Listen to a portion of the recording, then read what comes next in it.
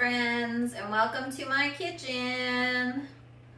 Today I am going to be working on a couple different projects in the kitchen. Right now I am about to get started on some focaccia dough that we are going to be eating with our supper. And for supper we are going to be having pumpkin alfredo with pasta, and I'm going to be adding breakfast sausage that I'm going to make myself. So come along and we will hang out and make some food. So I'm starting with my focaccia, and I can link the recipe for anybody who is interested. That will be down below. So this is just a very simple focaccia dough. I am going to be using instant yeast. The recipe does call for active dry yeast. So the difference, if you want to convert any recipe that is using one or the other, it's just going to change your order of operations in making your dough.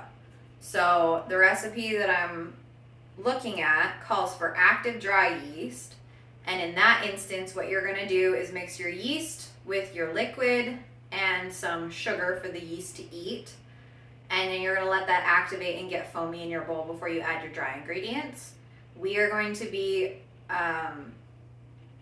using this with the rapid rise yeast, which I keep in my freezer. I like to buy this bulk. So you can buy a pound of yeast, which will come in a bag, and then I should keep this in my freezer. It hasn't made it downstairs yet. Right now I just have it on my pantry shelf. But you can buy a pound of yeast in bulk for the same price as this size of a jar, which is 113 grams. So I like to buy this in bulk, keep it in a Ziploc bag in the freezer. Ideally, that's not what's happening right now, that's okay. And then I keep this little jar that I'm opening a lot more often for sure in the freezer. That's going to save you a lot of money if you are buying commercial yeast to make your bread products. If you don't want to be buying commercial yeast to make your bread products, sourdough is going to be the way to do that. I have my sourdough starter sitting just underneath you guys right now. It's just being fed, and I'm going to be also filming some videos of making some sourdough loaves coming up that I'm going to be trying to sell for the first time. So I have a tablespoon of my yeast, and I think that's all I'm going to add. The recipe calls for 1 package of yeast, and I think, if I'm not mistaken, that 1 package of yeast is the equivalent of 2.5 tablespoons. I may be wrong on that. I can look that up. Something that I like to do is actually reduce the yeast that a recipe calls for. Usually the amount of yeast that is in a recipe is going to get you the fastest rise possible. I and my family do not care for the taste of yeast, so I usually will cut whatever the recipe says in half. So if this recipe, if I'm correct, and I may not be, if it was calling for 2.5 tablespoons, I just added 1 tablespoon. So what that's gonna mean is my yeast is going to rise a little bit more slowly. So it's probably gonna take a little bit more time for my dough to rise, which is okay. We've still got lots of time before supper. And this is also the quick rise yeast that I'm using. So I'm not worried about it. It's probably still only gonna take an hour or 2 in my kind of cold house for this to rise. So that's a little tip if you have tried baking bread and you don't like the taste of your own homemade bread because it tastes so yeasty. That's what I was finding every time I was trying to make bread when I was learning. I was like, oh my gosh, I put all this work in and it doesn't taste good, and that's not what you want. So if you're like me and you don't like the taste of the yeast, you can cut it back. Try by half, like cut whatever the recipe says in half. Try that and see what you think, and if you need to cut it a little bit more, you can do that. But I never knew that you could do that. That has really changed baking at home for me, for bread. So back to my first point I was trying to make. We are not using active dry yeast, so we are not going to be adding our liquids to this. We are using the rapid rise yeast, so we are going to add our dry ingredients to this, which is going to be 3.5 cups of just all-purpose flour is what I'm using here. I also like to buy most of my baking stuff in bulk. You just get a lot better price per weight when you do it that way.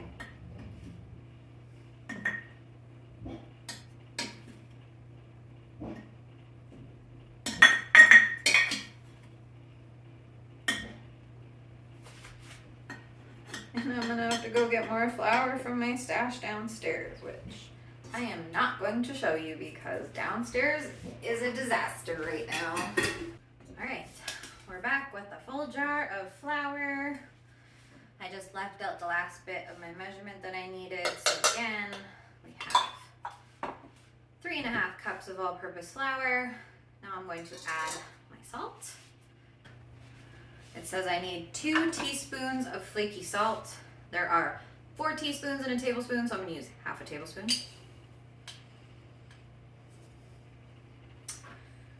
And then we want 2 teaspoons of sugar. So again, half a tablespoon.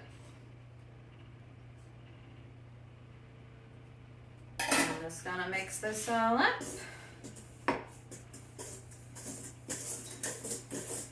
So if I was following the recipe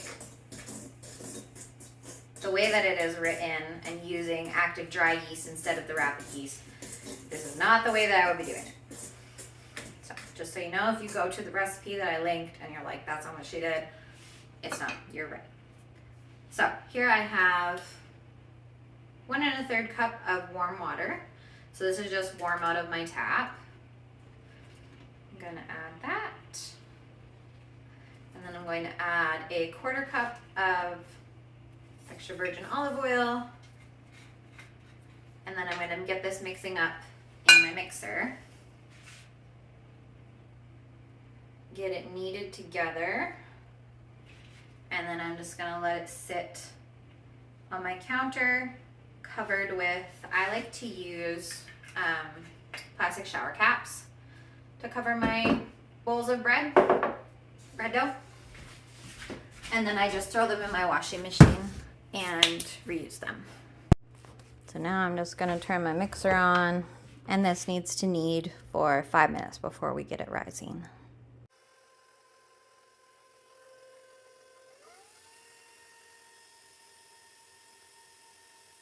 All right, my dough has kneaded in my machine for 5 minutes. It is pretty sticky, and the recipe says that if you feel like you need it, you can add another 1/4 cup of flour if it is too sticky. Focaccia is supposed to be a sticky dough. I just don't want this sticking to my hands. And I learned from Chelsea at Little Mountain Ranch that bread dough formation, I don't know how to say this. Your bread turns out better if you do the last bit of your kneading by hand if you're using a mixer. And so since she taught me that, I have implemented that practice and been very happy that I did. So I am just hand kneading this dough for the last little minute here, kneading that little sprinkle of flour I put in, and that dough feels much better. It is a little sticky, but it is not sticking all over my hands. It's a nice, soft, supple dough. Beautiful dough. Beautiful dogs.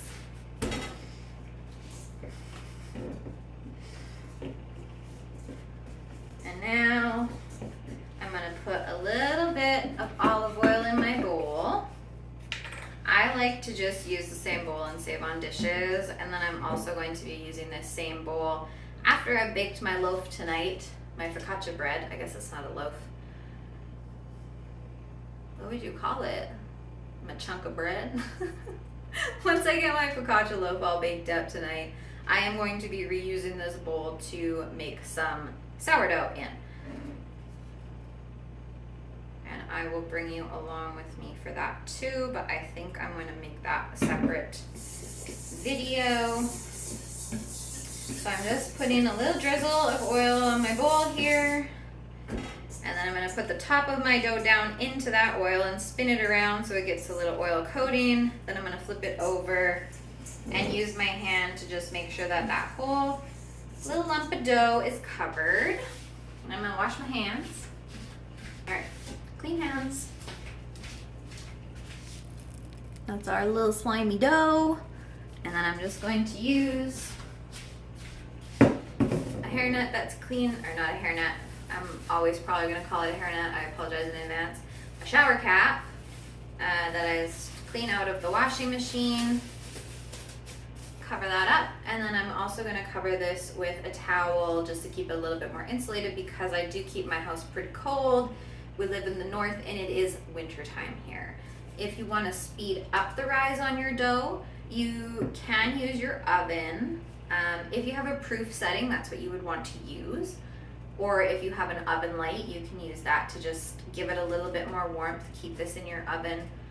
I don't have an oven light and I don't have a proof function on my oven. The lowest temperature setting is 200 degrees Fahrenheit on my oven. So what I usually do is set the oven to the lowest temperature, turn it on. I don't usually wait for it to preheat all of the way because I don't want it to be 200 degrees, but I can't set it to be lower. So I'll let it preheat for a couple of minutes, then I'll shut it off. Then I'll put this bowl of dough into the oven. And with this quick rise yeast, you'll want to probably check that in like a half an hour, but it may still take the full hour because I did reduce the amount of yeast that I used in this. So I will check back with you once our dough is risen. All right, it's been a couple of hours now. And my dough has risen very nicely, lots of big bubble formation. So now I'm gonna punch this down. And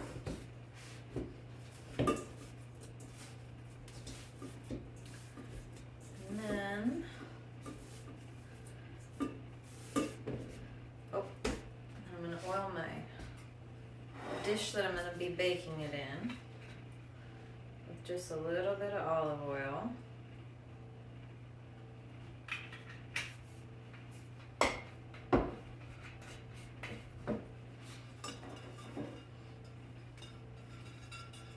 And you can bake this in a glass square pan. This is, I believe, a 9x9. You could probably get away with an 8x8. You could use a pie plate, or probably an 8 or 9-inch cast iron skillet would be the size that you would want to use, but make sure that whatever you're using is well oiled. And then we're going to take our dough,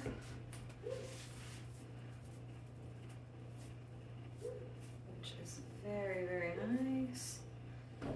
Doesn't smell overly yeasty. And we're just gonna kind of press this into our pan.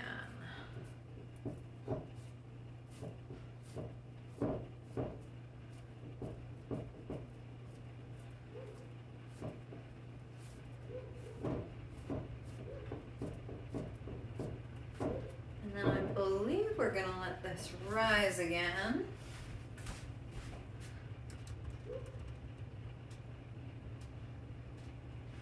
Yes, we are going to cover it again and let it rise for about another 20 minutes.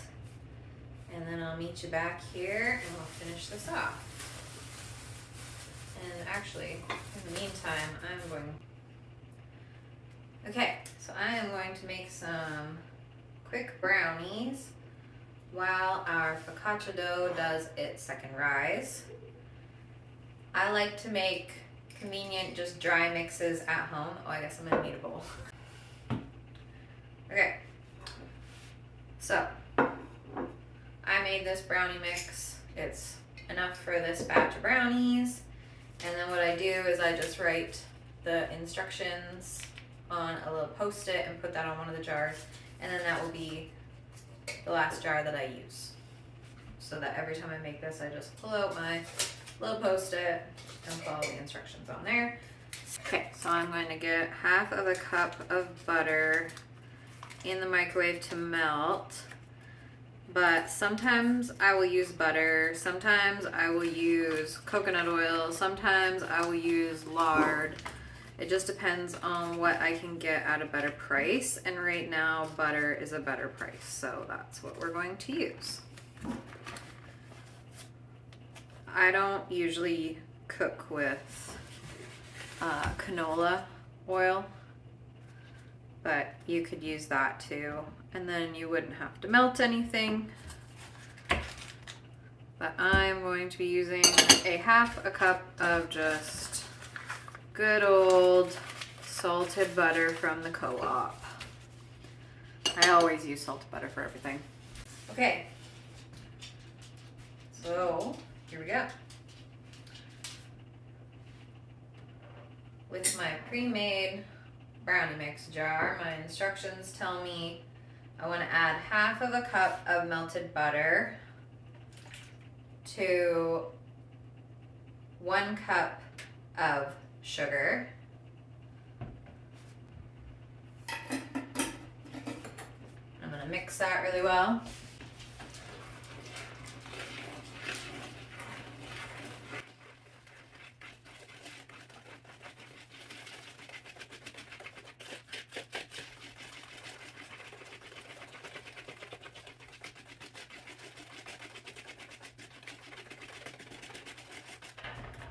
Let that dissolve just a little bit. And grease my baking dish. So this is just the wrapper off of a pound of butter. That's how they sell them here in Canada, where I live anyway. I save these wrappers that still have some butter stuck to them in a bag in my freezer.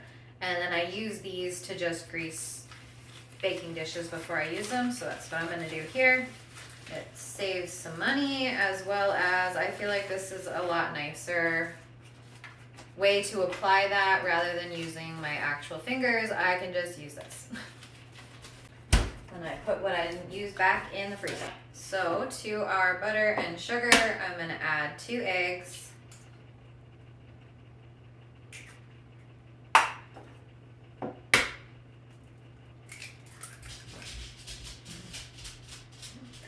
Here comes my little dog. She wants the eggshells. In the summertime, I just throw them out in the garden. She can munch on them. But it is not summertime right now. Then we need 1.5 teaspoons of vanilla. Or however much that was. Alright, now we're going to add our jar. Our oven is preheated, so we're going to get this mixed up in our baking dish and straight into the oven.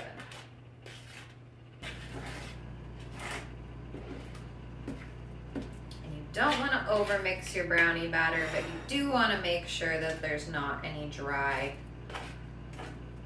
patches in your batter.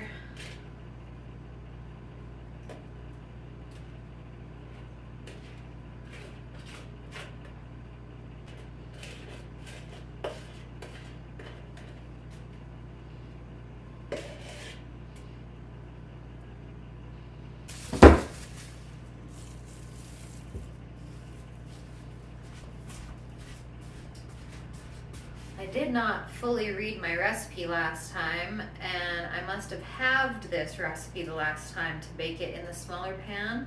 When I just reread it, I'm actually supposed to bake this amount in a 9x13, so that sucks that I have potentially wasted that oil in that pan, but it is what it is. And I now have the proper size pan here, which is a 9x13, and I am going to redo my step. I have already oiled this, and I'm just pushing this dough to fit this pan, and this seems to make a lot more sense for how much dough to pan ratio we have happening here. So I'm just gonna let this kind of relax into the corners. And I think I want to finish this dough now while my brownies are in the oven for the next 28 minutes. If it will relax for me. If not, I'm gonna have to walk away and finish it when we pull the brownies out. Yeah, it's still springing back quite a lot, so.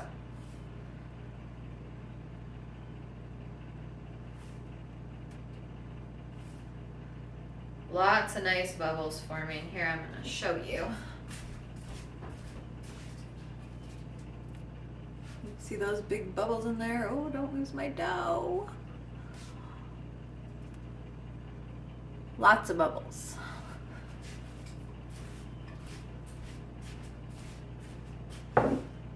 But yeah, it's still has a lot of spring back, so it definitely needs to just sit and let that gluten structure relax for a minute. So I'm going to take that opportunity to do a little bit of cleanup and get started on the rest of supper. Okay, I'm gonna get started now on the next part of supper, which is going to be breakfast sausage. So I have a pound of unseasoned ground pork here, lean ground pork. And I'm gonna let my KitchenAid do this work for me so I can do something else while it's doing this. Okay, so I have my pound of lean ground pork. And I'm gonna get some brown sugar in here. I don't have brown sugar, so I'm gonna add a little bit of molasses and just regular white sugar, which is a way you can make brown sugar yourself if you don't have any on hand.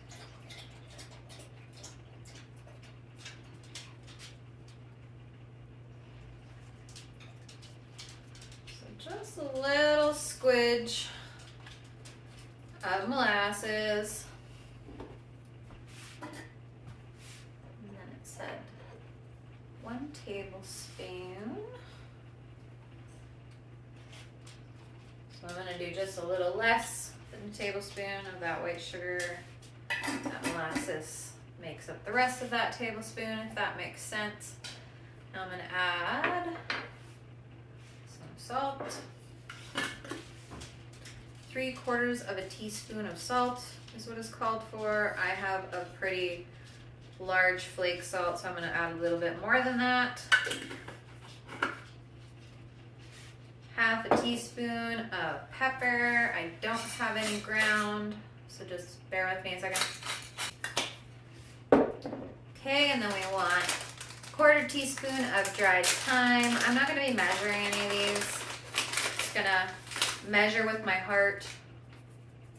Thyme, dried rosemary, 1/2 teaspoon of dried sage. This is sage from my garden last year. So I just have dried the whole leaves and put them in a jar. So I'm just taking a second to crush those up before adding them to my meat. Oh, it smells so good. Then it calls for 1/8 teaspoon of marjoram. I don't have marjoram. I'm actually gonna add just a little extra thyme in place of that. And then 1/8 teaspoon of nutmeg.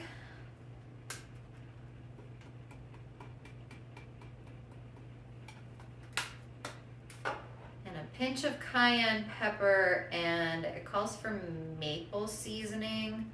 I'm gonna add a little bit of actual maple syrup, and I am out of cayenne pepper, so I'm just gonna leave that out today.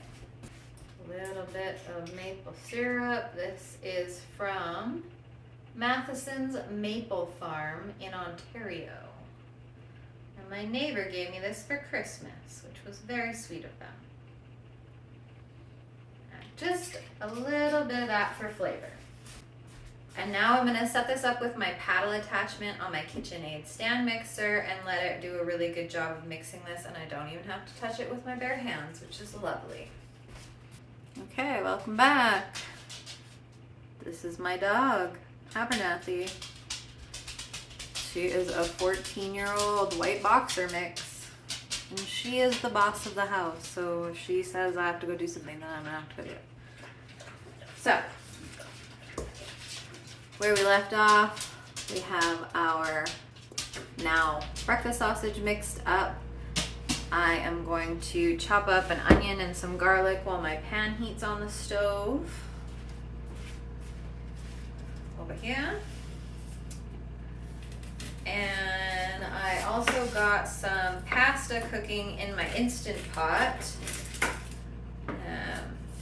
This recipe that I'm making for supper tonight is one I'm adapting. It's a mac and cheese recipe for a pumpkin mac and cheese, but I'm going to be making it a pumpkin Alfredo sauce, essentially by just using Parmesan cheese instead of the cheddar, and I think it's Gruyere that this recipe calls for. So here I'm just going to chop my onion, and I guess if anybody is curious on how you cook pasta in the Instant Pot, it is dead simple and my preferred way of cooking pasta at this point. I buy my pasta in bulk like most things, and so I use a kitchen scale to measure out a pound of pasta. Tonight we're using spaghetti. For a pound of pasta, usually you need about 4 cups of liquid, whether that is water or a broth of some kind. Sometimes I will reserve cooking liquid from like a roast or a ham, or sorry, my Instant Pot's just coming up to pressure. If I cook anything in the Instant Pot, it needs to have liquid, and so a lot of the times if you're cooking meat, you're not going to use all of that liquid. I will reserve it in a jar in my freezer, and a lot of the times I'll use that for cooking rice or pasta or whatever. But 4 cups of liquid is usually enough for a pound of pasta, but you do want your pasta to be just covered by the water. You don't want any dry noodles, so if you have noodles sticking out, make sure they're covered. Then I add some salt and a couple of tablespoons of butter that I chop up into like little cubes. Sorry, this onion is hot on my eyeballs. I am just going to put my meat in the pan because it sounds hot. I think today I'm just going to use a bit of olive oil as our fat. That is my timer for our brownie, so I'm going to check that quick here. That is still a bit jiggly. Rest in peace, Jiggly. So I am going to put it in for another 5 minutes. I had it in there for half an hour, and the recipe said about 35 to 40 minutes, so we're doing good. I'm going to get my meat in my pan. Okay, I have my meat on the stove frying now. I just have it on medium heat. I'm gonna chop a couple cloves of garlic to get in there with this onion. Once that meat has browned on that first initial side and I kind of flip it around, I will add these veggies in. And then we will get going on finishing our focaccia bread. And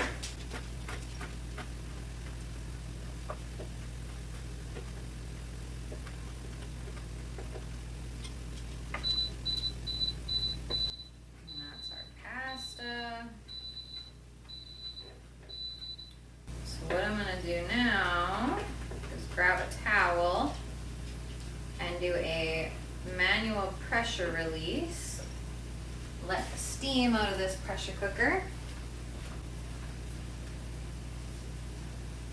And I'm just putting this towel over the release valve. So that I don't get steam and past water everywhere.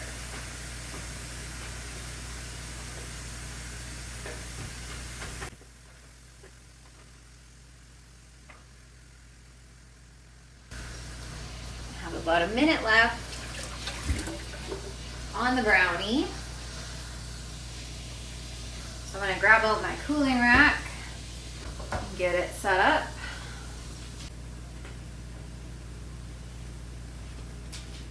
And we'll pick back up on our focaccia here in a minute.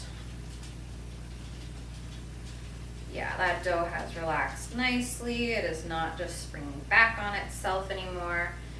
If you do find when you're making your homemade bread dough that it's just springing back as you're trying to form it, especially with things like cinnamon buns or like focaccia, where you need it to kind of hold a shape, and you find it just keeps springing in on itself, let it rest for like 15-20 minutes, and usually you'll have a little bit of an easier time with that. I'm just gonna check these brownies.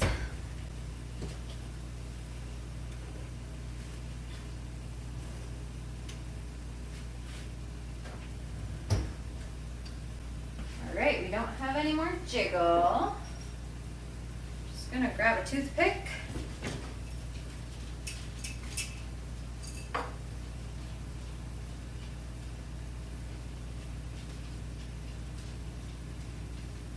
That is not quite done yet, but it is close. I will put that back in for probably, I'm thinking, another 5. Maybe 10, we'll see.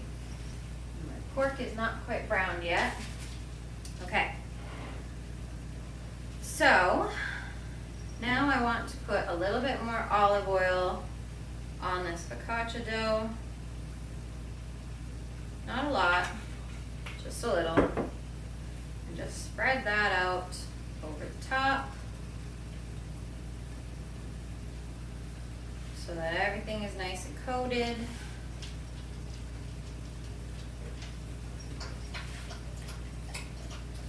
And then we're going to take our fingers and work from one side to the other, and I'm just going to try and push my fingers down to the bottom, but not through the dough. Like, I don't want my actual finger to come into contact with the pan underneath, but just pushing down to the bottom of the dough gently, and kind of, I don't know, wiggling my fingers around to kind of activate some bubbles. And I'm just kind of working down that dough, putting some nice indents in there. Doesn't have to be fancy. Wipe some of that oil off. You can top focaccia with whatever you want. Tonight I'm going to use a bit of red salt, some garlic powder, and some thyme.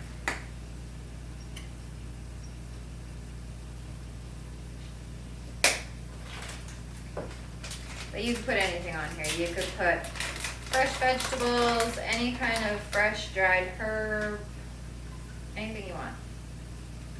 Make it as fancy and as artistic as you feel like. That's not really how I'm feeling today. So now I'm just going to kind of pat everything and make sure that there is some olive oil on everything I just put on there, so that none of that is going to burn when we put it in a hot oven. And that is ready to go in the oven when our brownies are done, but let's set a timer for those. Don't forget. All right. Now that I'm kind of done this background stuff a little bit more, I have turned up my pan on the stove with our breakfast sausage.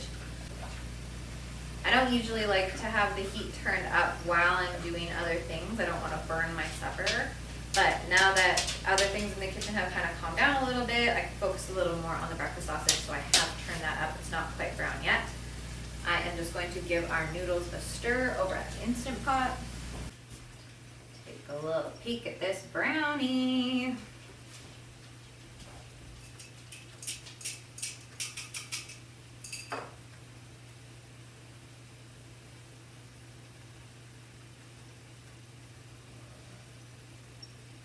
That looks perfect.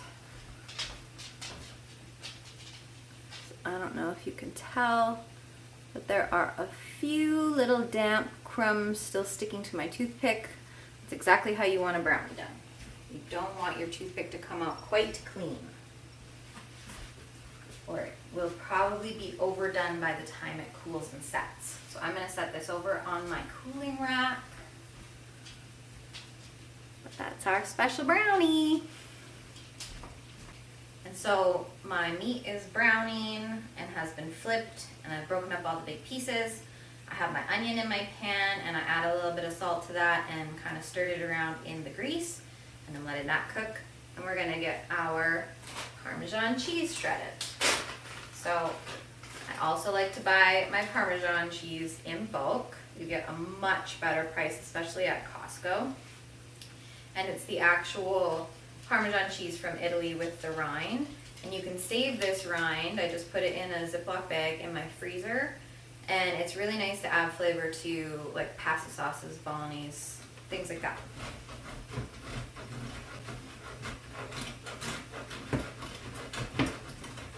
And my recipe calls for 1.5 cups of cheese. So I think I might need a little bit more than this bulk.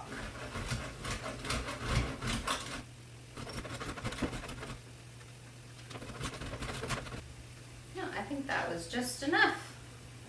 Looks good. I'm gonna add my garlic here to my pan on the stove. Give everything a stir. I am going to turn up my oven to 400 degrees so that it's ready for our focaccia. It shouldn't take long for that to heat up. Our meat and veg is just about done, and I'm gonna get started on our Alfredo sauce next. All right, now we're ready to get started on our pumpkin Alfredo sauce. So I have some cooked pureed pumpkin here that is from pumpkin I grew in my garden this last season. This is the equivalent of 1 can of pumpkin, so 2 cups. Excuse me. I'm just gonna strain off, there's some liquid because this is homegrown pumpkin. All right, so I'm going to get this in here and add my 1.5 cups of cheese. And the recipe that I'm following is a macaroni and cheese recipe, so I'm kind of improvising here a bit. I am going to add some spices that are not in the recipe that are going to suit my goal tonight of it being more of an Alfredo sauce. So I'm going to add about 1/2 cup of milk to this as well.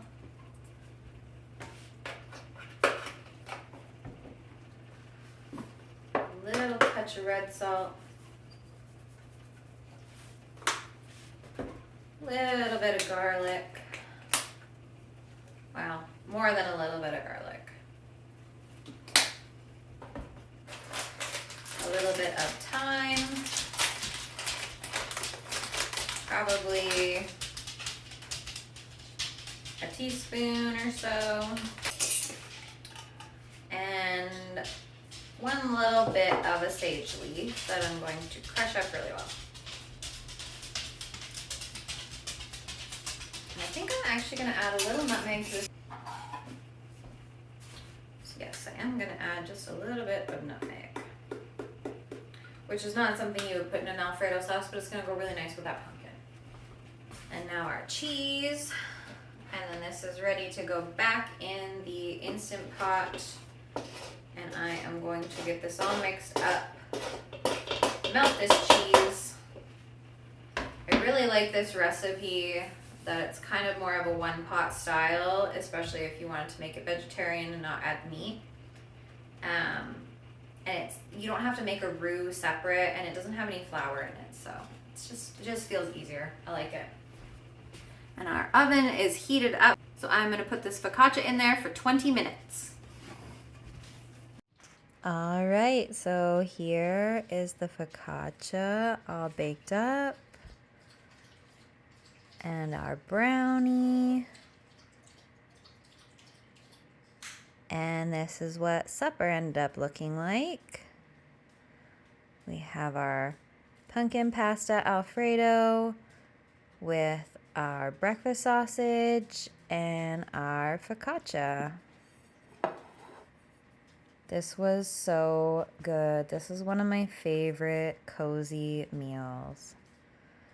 Focaccia turned out so nice and soft on the inside with that nice golden crust. So delicious.